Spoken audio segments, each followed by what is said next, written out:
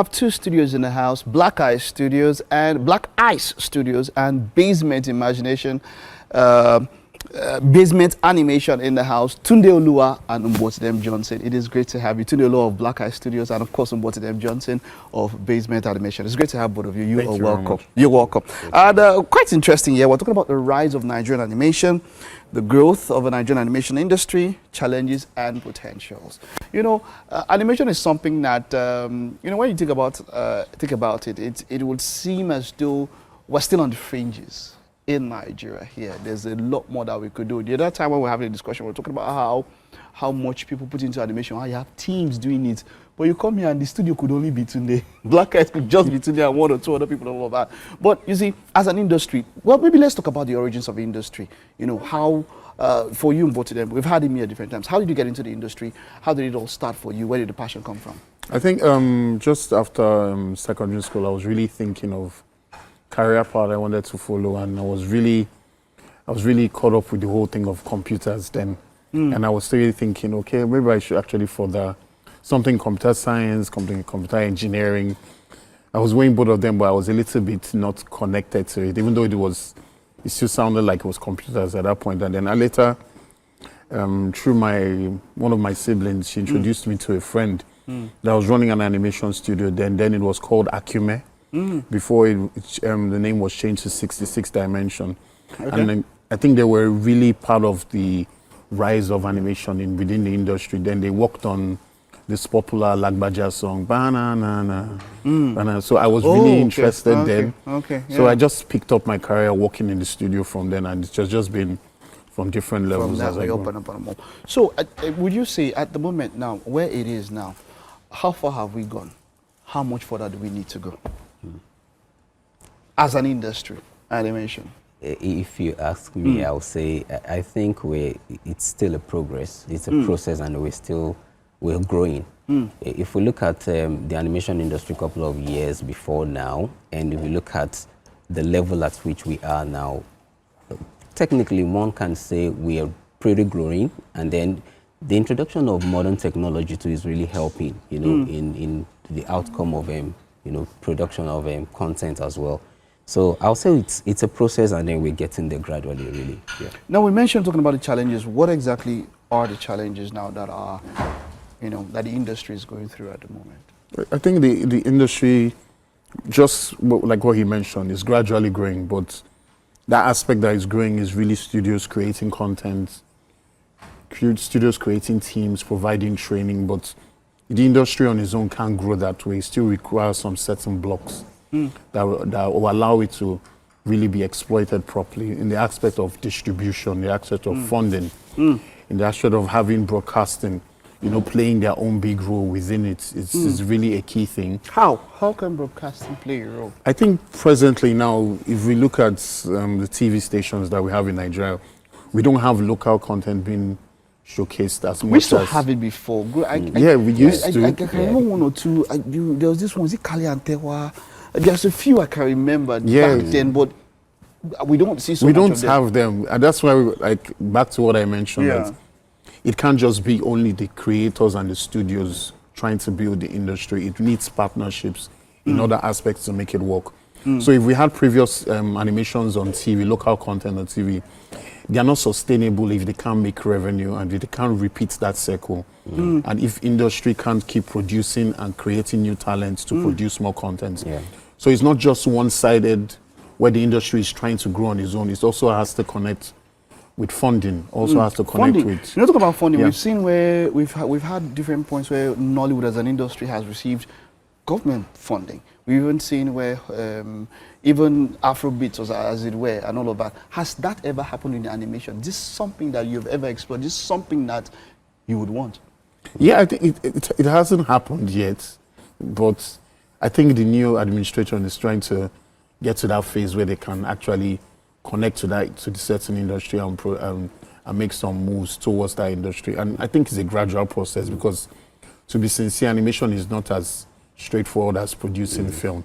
At all. You're talking, go ahead. As I said the last time I came to, I told you that the process of creating animation content is quite cumbersome compared to live action movies. Yeah. And that's why the end credit of each production, you see like a whole city getting involved, you understand? So it will take someone who really, or an organization or corporate organization or bodies who really understand the process that was, okay, fine, let's invest in it. Because the return of investment on animation is not as, it doesn't it doesn't come quite easy compared to every how do you guys do it? I mean, it's time consuming. It takes the whole of you. It's hard to even do something by the side while you're doing this.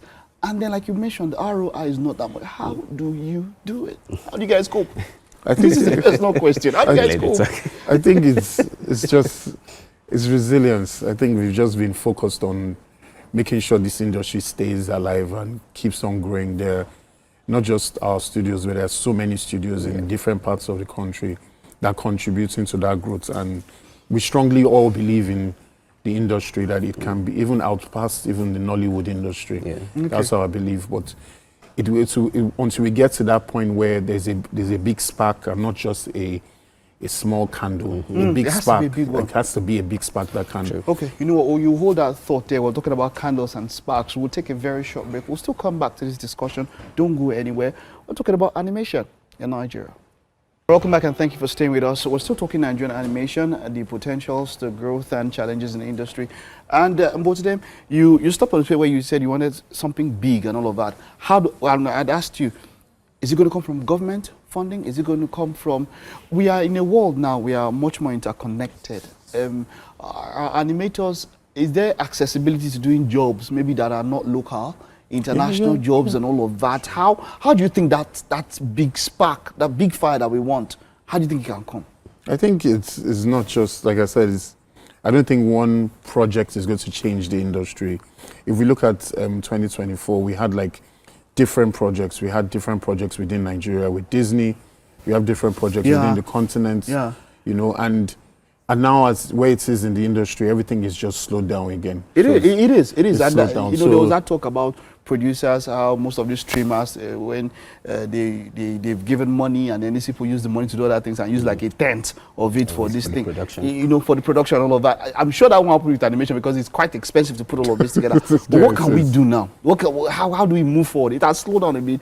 I don't know. Is it...